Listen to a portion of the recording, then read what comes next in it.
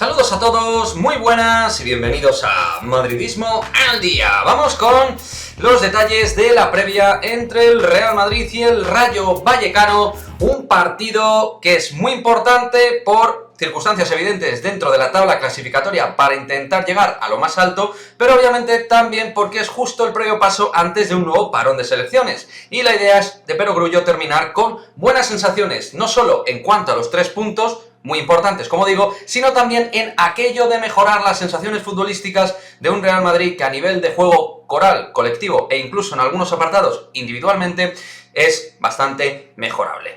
Pero al margen de esas mejoras sensibles que tiene que tener el equipo al margen de la victoria, toca dar alguna pincelada del equipo probablemente revelación de esta temporada en la Liga Española, el Rayo Vallecano, que está sexto con 20 puntos y que tiene una idea muy clara del conjunto franjirrojo. Iraola tiene la idea fundamental de que este equipo sabe protegerse bien con balón, un equipo rápido, dinámico y con una idea bastante ofensiva de su juego. Es un equipo que es verdad que viene a hacer un partido bastante errático frente al Celta de Vigo en Vallecas, 0-0, pero en cambio frente al Barça le ganó 1-0 en un partido bastante igualado, donde los rayistas compitieron muy bien. Ya digo, a día de hoy para mí, posiblemente el equipo revelación de la temporada.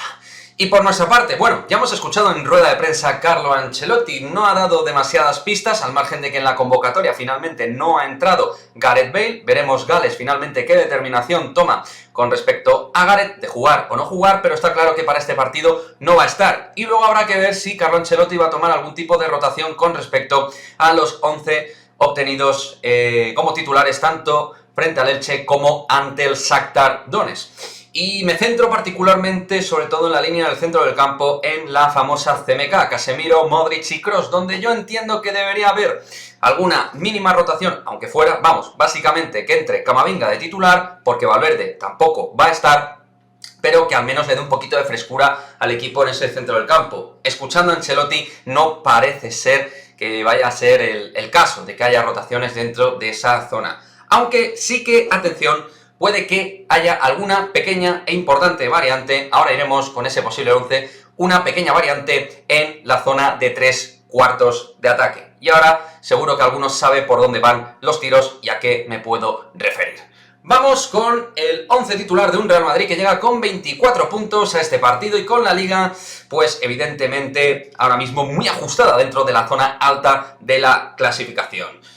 En portería, Thibaut Courtois, defensa de 4 con Dani Carvajal, recientemente nombrado por Luis Enrique para ir a estos 2 próximos partidos de la selección española, Eder Militao, David Alaba y Ferland Mendy. Centro del campo para Carlos Enrique Casemiro, Luka Modric y Toni Kroos. Y arriba ahí veis en imagen la novedad, Eden Hazard, que entraría de titular. Pienso que va a jugar de falso extremo derecha, dejando ese carril para Carvajal y compañía.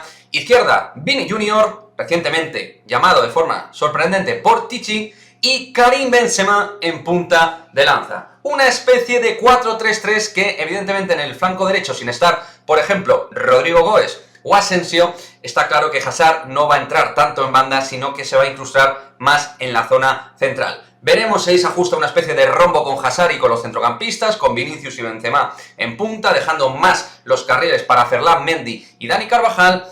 Veremos en definitiva cómo reconstruye esta situación, pero pienso, escuchando al míster en rueda de prensa y por la intuición que tengo, creo que el belga va a ser titular en este partido y va a ser, por tanto, la gran novedad en el 11 del Real Madrid, que esperemos obtenga los 3 puntos en el Santiago Bernabéu y cierre con buenas sensaciones antes del parón de selecciones.